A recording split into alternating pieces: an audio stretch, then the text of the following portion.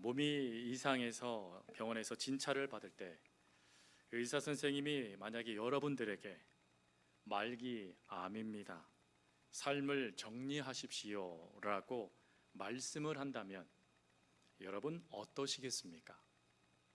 그 마음과 생각은 다 알 수는 없지만 아마 그 먹먹함과 하늘이 무너지는 기분에 절망할 수밖에 없는 감정이 고스란히 쏟아질 것 같습니다. 이러한 절망, 이러한 낭망, 그 모습이 오늘 본문에도 한 사람의 모습을 통하여 나타나게 됩니다.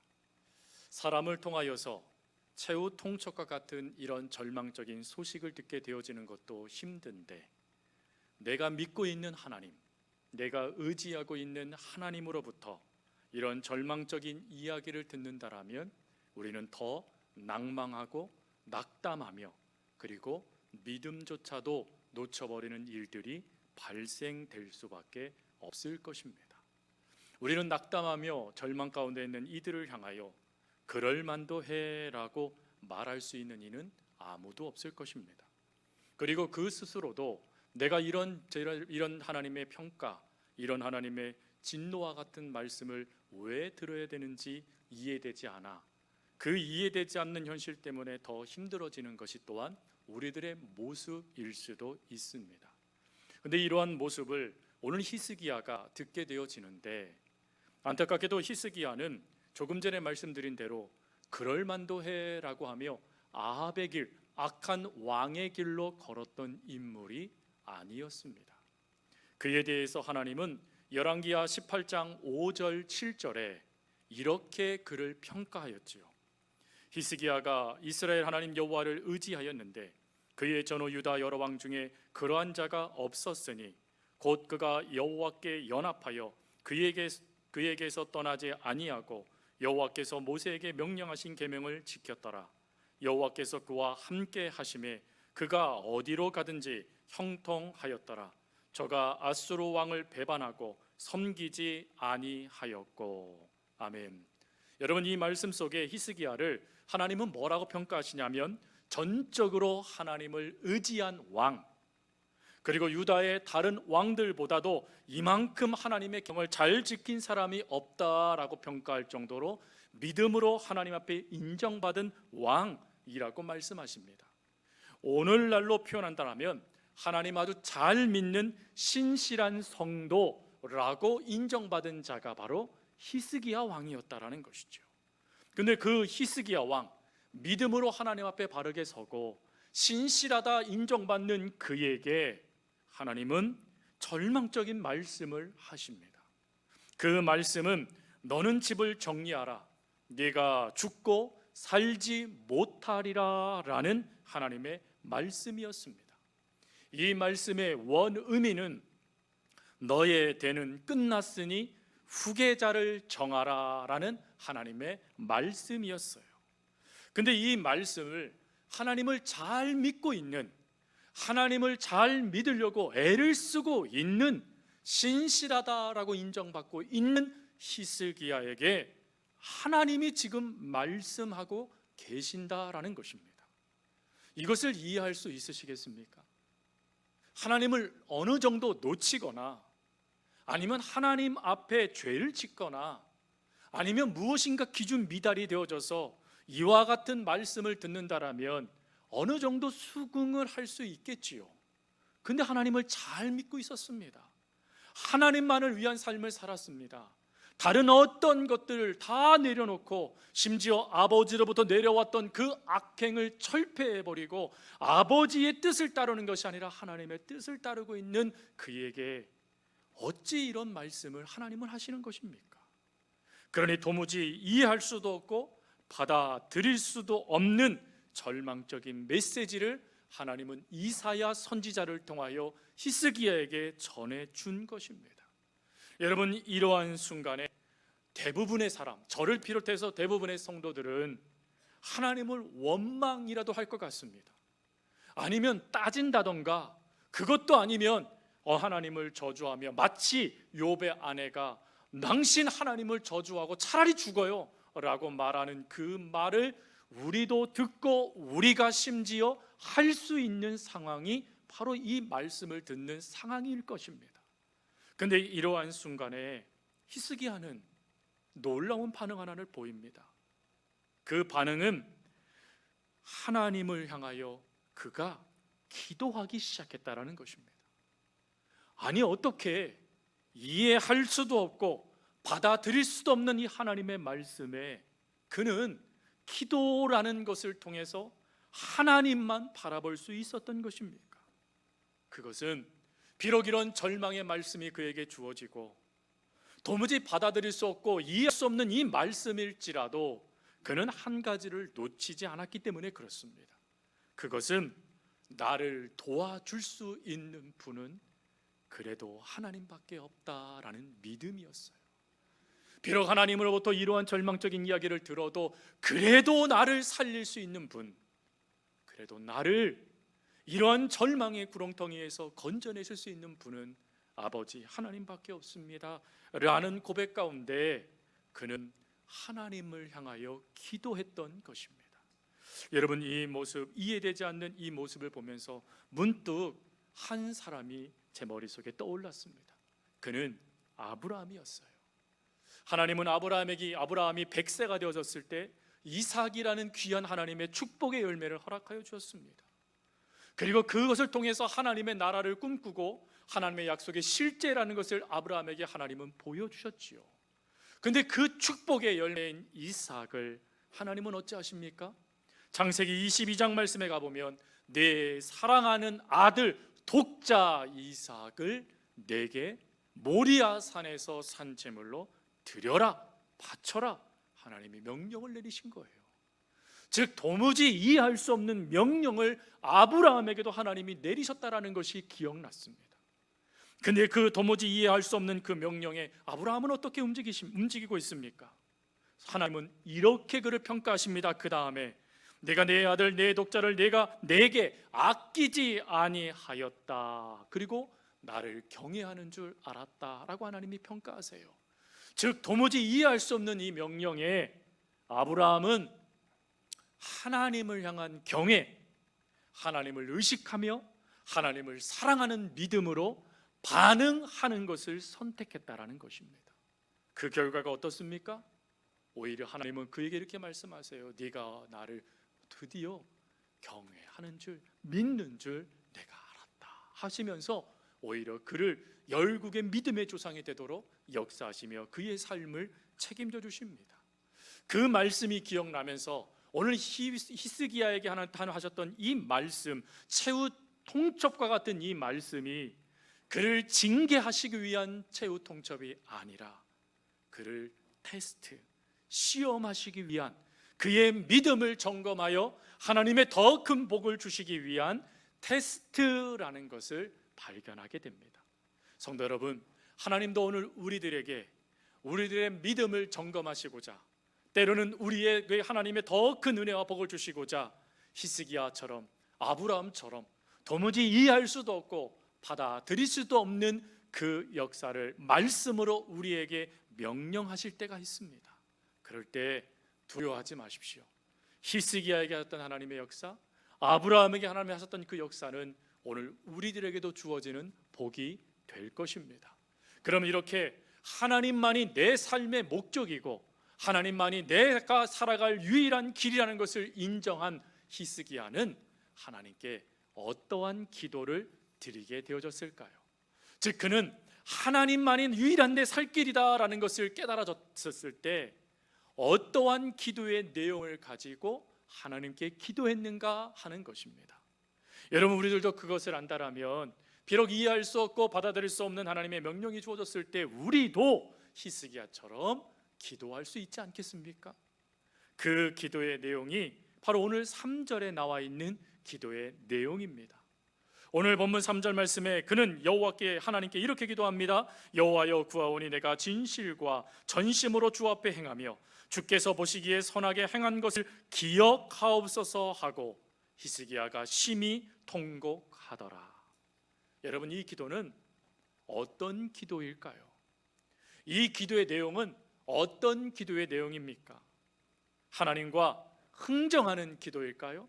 아니면 단지 오늘 본문에 나와 있는 것처럼 통곡하며 은혜를 구하는 기도일까요? 보통 우리는 하나님과 끊임없이 흥정하려고 합니다. 끊임없이 하나님 앞에 내가 행했던 것들, 내가 지금 행하고 있는 것들, 그리고 지금 내가 하나님 앞에 삶의 열매라고 내놓을 수 있는 수많은 것들을 가지고 하나님 앞에 이렇게 얘기합니다. 하나님, 내가 하나님을 위하여 이렇게 삶을 살았는데 하나님, 이게 뭡니까? 마땅히 저에게 주실 은혜를 주셔야지 어떻게 저에게 이러실 수 있으십니까? 라고 우리가 기도하지는 않습니까? 근데 그런 기도를 우리는 뭐라고 이야기하냐면 흥정하는 기도다라고 이야기한다는 것입니다. 여러분, 이 흥정의 기도의 잘못된 오류는 무엇이냐면 우리가 하나님의 기도를 바꿀 수 있다라는 오류입니다. 여러분, 기도의 응답은 하나님께서 하시는 것입니다. 하나님께서 우리에게 기도에 응답해 주시는 것이죠. 그래서 그것을 우리는 뭐라고 표현하냐면 은혜라고 표현을 합니다. 은혜는 값없이 하나님이 주시는 선물이라고 이야기합니다. 즉 우리의 대가, 우리의 노력 여하, 우리의 수고에 의하여서 하나님이 기억하셔서 선물로 주시는 것이 아니라 부족하고 연약하고 나약하고 하나님의 말씀대로 살아가지 못하는 모습이 있을지라도 하나님은 우리를 사랑하시며 그런 우리에게 은혜를 선물로 베풀어 주시는 것이 바로 기도의 응답이라는 것이에요. 그래서 히스기야는 자신의 삶을 가지고 평가하며 하나님과 그것을 가지고 흥정하지 않아요. 열왕기하 18장에 그가 얼마나 위대한 일을 행했는지 모릅니다. 그런데 그 위대한 종교개혁을 일으키며 끊임없이 대적들을 물리치며 하나님 안에 섰던 그 역사를 그는 드러내지 않습니다. 단지 이렇게 기도하죠. 하나님, 오늘 말씀해 보세요. 주 앞에 행하며 주께서 보시기에 선하게 행한 것을 기억하옵소서. 내가 선하게 행한 것을 기억해달라고 말하지 않고 하나님께서 선하게 인정하신 그것만이라도 좀 기억해 주세요 라고 기도하고 있는 거예요. 여러분, 이 기도를 한 신학자는 이렇게 표현했습니다. 하나님, 은혜면 됩니다 라는 기도라는 거예요.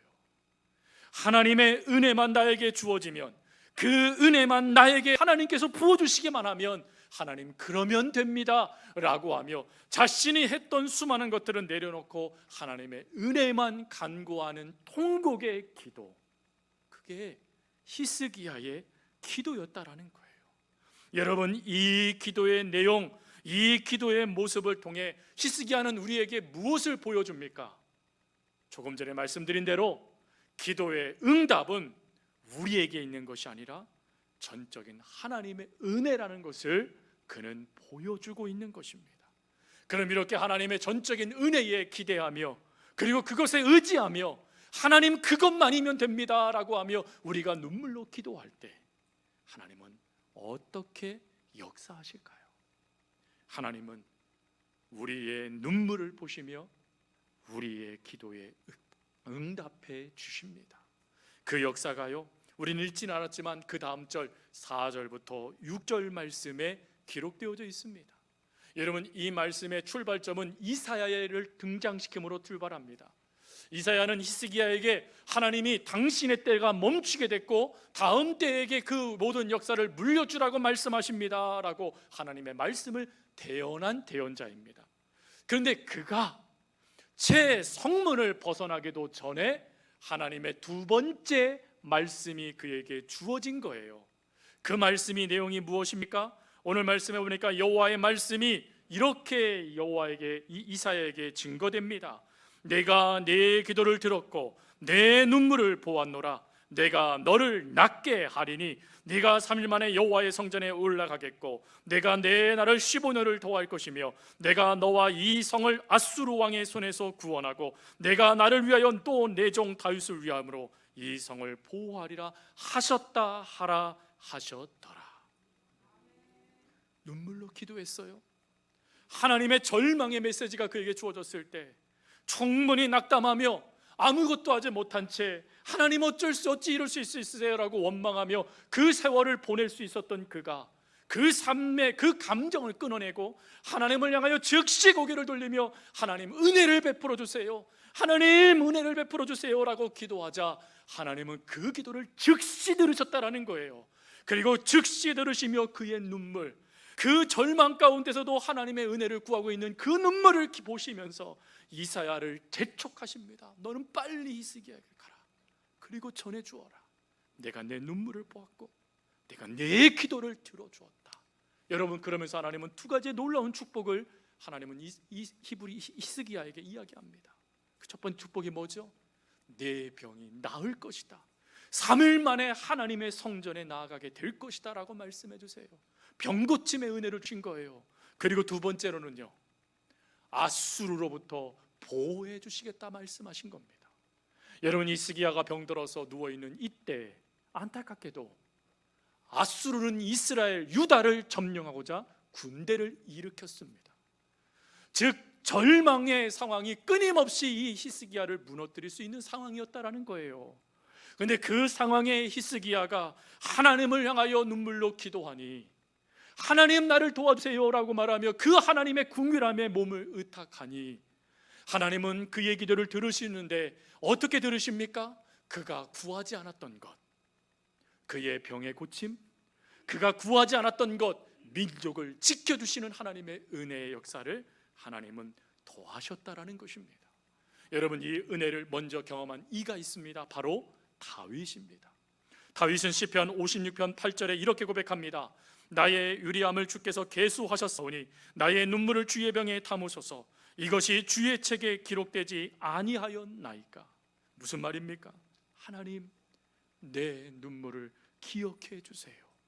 그가 지금 이렇게 기도하고 있는 것입니다. 근데 그 기도에 어떤 확신이 있습니까? 하나님은 내 눈물의 기도를 기록해 주시는 분이시다 라는 이 확신이 있었다라는 거예요.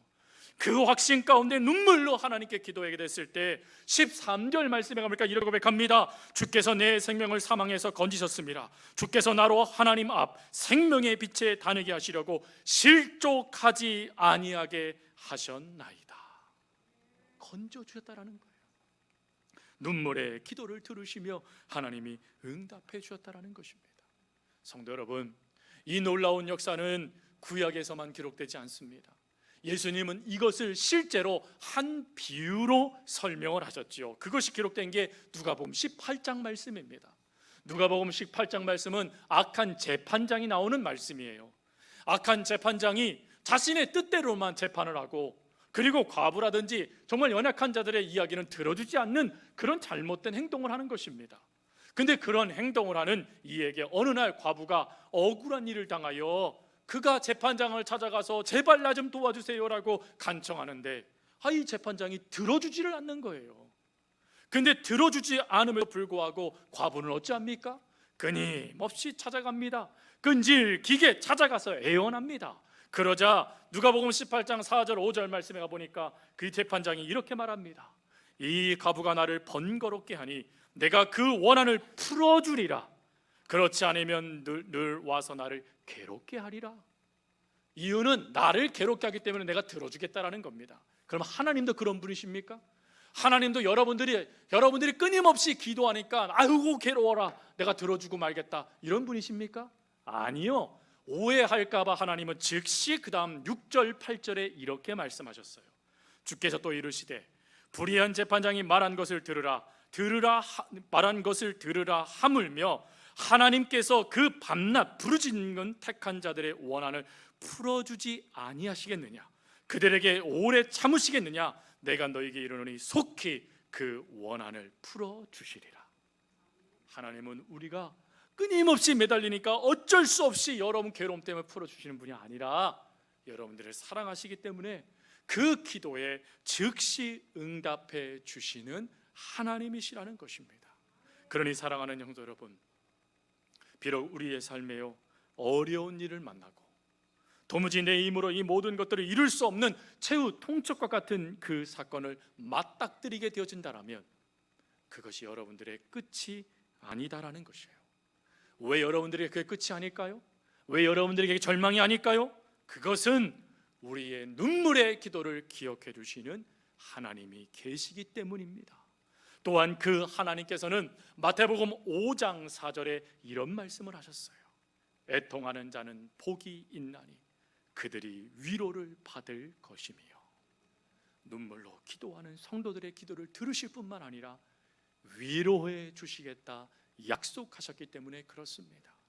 여러분, 이 놀라운 약속을 하신 그 하나님 앞에 그렇다면 우리는 어떠한 믿음의 반응을 보여야만 합니까? 특별히 도무지 여러분들의 힘으로 감당할 수 없는 문제, 도무지 이해할 수 없는 상황과 환경, 그리고 하나님의 침묵과 같은 역사들을 겪게 되어졌을 때 그때 우리는 어찌해야 되겠습니까? 많은 이들은 이런 문제들이 발생되어지면 세 가지 태도를 보인다고 합니다. 첫 번째로는 남 탓합니다. 너 때문에 그래 라고 남 탓한대요. 두 번째로는 망각을 선택한답니다. 그냥 잊어버리겠어, 덮어버리겠답니다. 또 세 번째로는 회피한답니다. 그거 내가 피하고 말지 하고 회피를 선택한대요. 그러면 여러분, 문제가 이 세 가지 반응으로 해결됩니까? 안타깝게도 문제는 여전히 있을 뿐만 아니라 더 악화되어져 간다라는 거예요. 근데 그럼에도 불구하고 왜 많은 이들이, 그리고 많은 성도들이 이와 같은 삶을 선택하는 것입니까? 그것에는 불편한 감정 때문인 것 같아요.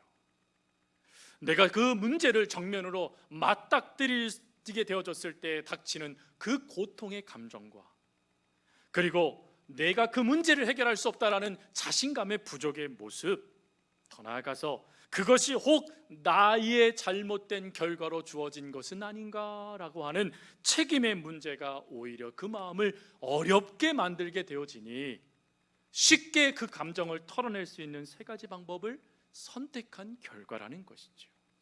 그러나 다시 말씀드리는 것, 안타깝게도 그럼에도 그렇게 우리가 반응해도 여전히 그 문제는 그대로 남아 있다라는 것입니다.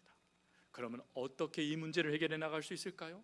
어떻게 해야 우리는 이 문제 가운데 벗어나 자유함의 기쁨을 누릴 수 있을까요? 그것은 바로 우리의 눈물을 보시며 우리의 눈물의 기도에 응답해 주시는 하나님을 믿는 믿음을 가지고 기도하는 것입니다. 여러분, 기도해야 된다는 것 모르는 성도님들 없으세요? 기도해야 된다는 것, 기도가 무엇인지 그 정의를 모르는 성도님들이 없다라는 것입니다. 그런데 많은 성도님들이 기도의 자리에 앉아야 되는데 기도하지 않아요. 이러한 모습에 대해서 영국의 기독교 신문의 크리스찬 투데이 칼럼니스트였던 엘리나 프랜시스라는 분은 이렇게 말을 하였습니다.